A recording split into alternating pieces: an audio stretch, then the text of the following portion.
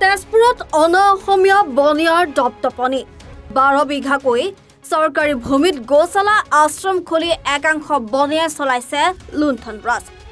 2023 বৰ্ষৰ 29 এপ্ৰিলত ৰাজ্যপাল গোলাপ চান্দ কাটাৰিয়াই তেজপুৰৰ ঘোঁৰামাৰীত মুকলি কৰা গোশালা আশ্ৰমক লৈ চলিছে কোটি কোটি টকাৰ লুণ্ঠন।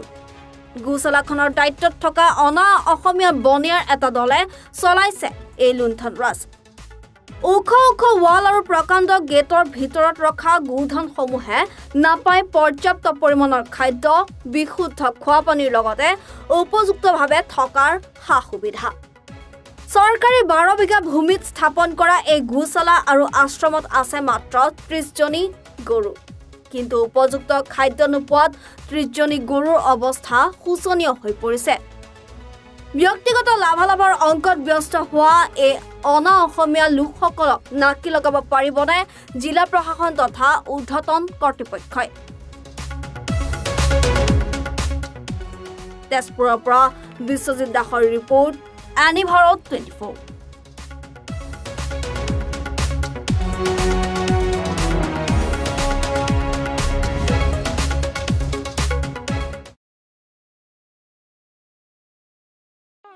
ৰব, আপুনি যে এটা অপৰাধ কৰিবলৈ গৈ আছে, আপুনি জানেনে? এই নাবালিকা গৰাকীক এতিয়াই বিয়াত বহোৱাটো যে এটা অপৰাধ, আপুনি জানেনে? অপৰাধ কেনেকৈ?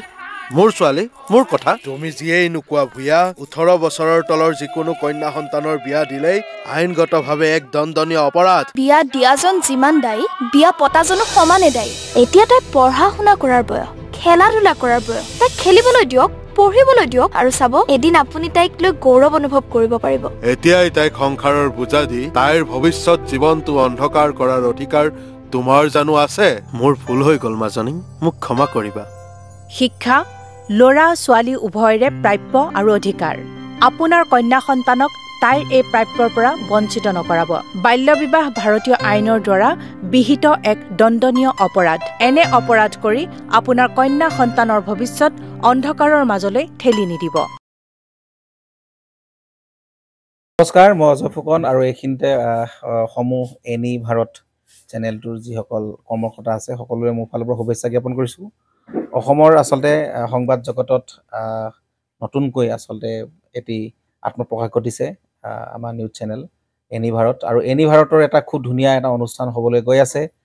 সকলোৱে জানে, আমাৰ সকলোৰে মৰমৰ হাৰ্টথ্ৰব জুবিন গাৰ্গৰ গানে কি আনে, আচলতে জুবিনদাৰ সেই গীতৰ আধাৰত আমাৰ হিৰুদাই লিখা সেই গীতটি গানে কি আনে, এই গানে কি আনে নামৰ এটি তেওঁলোকে সাংগীতিক ৰিয়েলিটি শ্ব' কৰিবলৈ গৈ আছে।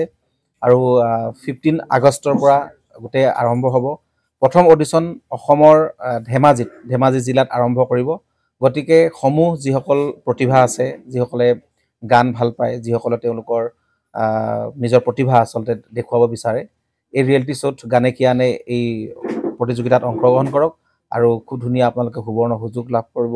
লগতে ইয়াতে পুৰস্কাৰ আছেই, বিভিন্ন ধৰণৰ উপহাৰো আপোনালোকে লাভ কৰিব, আৰু লগতে এগৰাকী প্ৰতিষ্ঠিত আচলতে এগৰাকী শিল্পী হিচাপে অসমৰ সাংস্কৃতিক জগত আপোনালোক প্ৰতিষ্ঠা লাভ কৰিব। গতিকে গোটেই অনুষ্ঠানটোলৈ মোৰ ফালৰ পৰা শুভকামনা থাকিল, আৰু লগতে এই অনুষ্ঠানটোত আপোনালোকে অংশগ্ৰহণ কৰিব। আমিও আছোঁ আৰু সকলোকে আমি লগ পাম। ধন্যবাদ।